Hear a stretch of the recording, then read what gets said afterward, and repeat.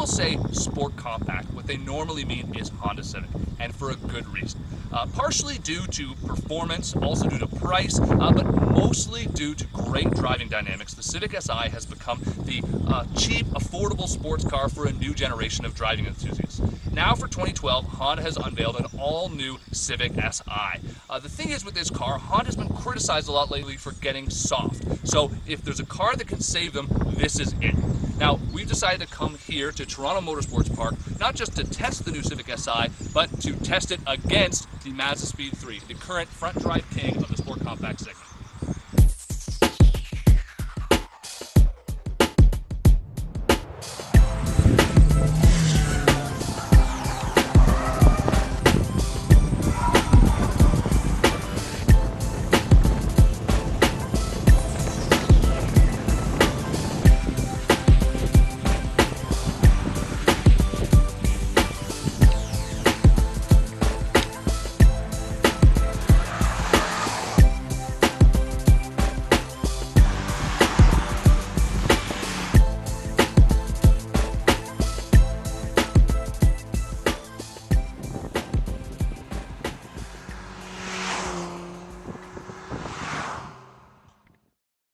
Joining us today to help out is touring car and time attack driver David Pratt. Now Dave, there's a lot of differences between these cars, even though they are both front-wheel drive sport compacts. The Mazda is obviously turbocharged, direct injection, and Honda went the typical naturally aspirated route.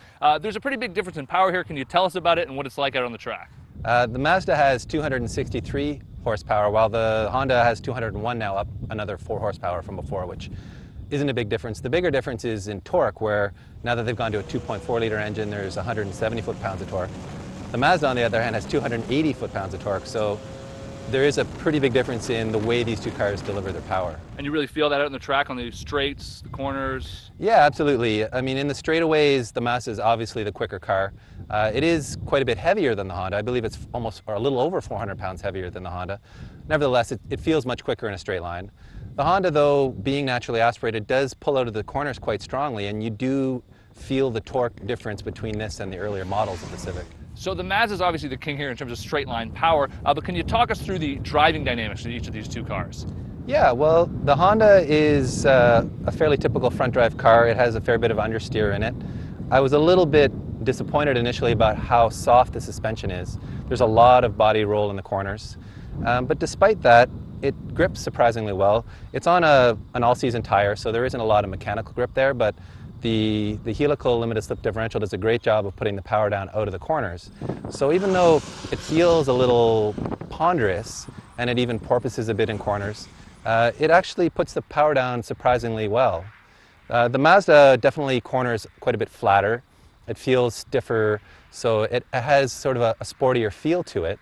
And on the other hand, though, the brake pedal was almost a wooden feeling to me, where the Honda has a much more natural feeling brake pedal. You can modulate the brakes quite easily.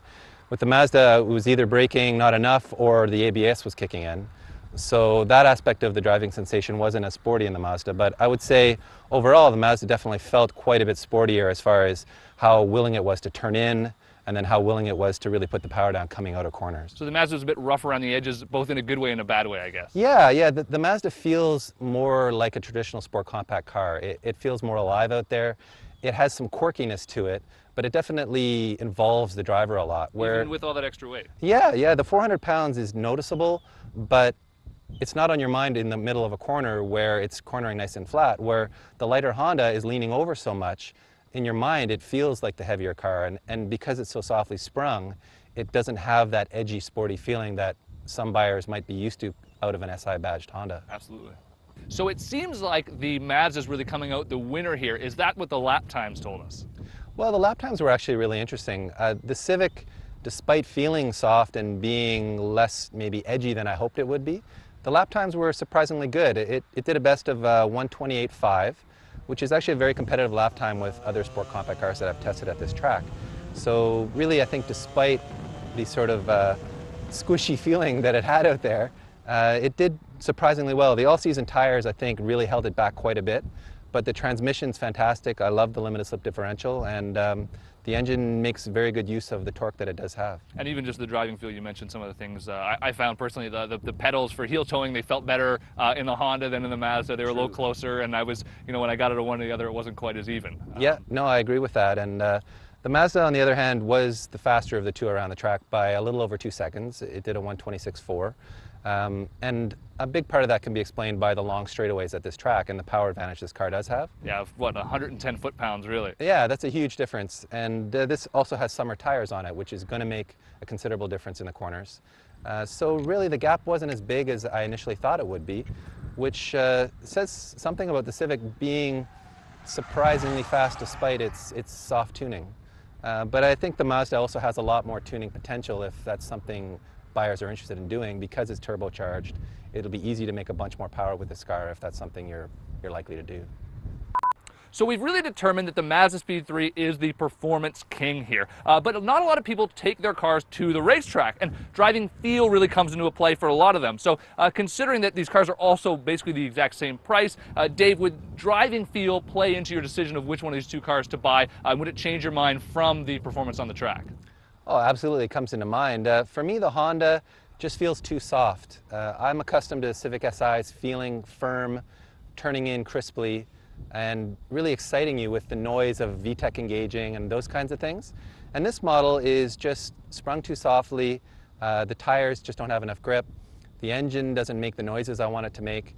Other than the transmission, which I love, the car just doesn't excite me the way I expect an SI model to.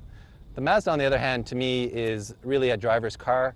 It makes fantastic power. It feels alive. You feel things through your hands when you're driving it. I'm not a fan of the sort of wooden feel of the brake pedal, but I loved everything else about it. It really feels the way a sport compact car should feel.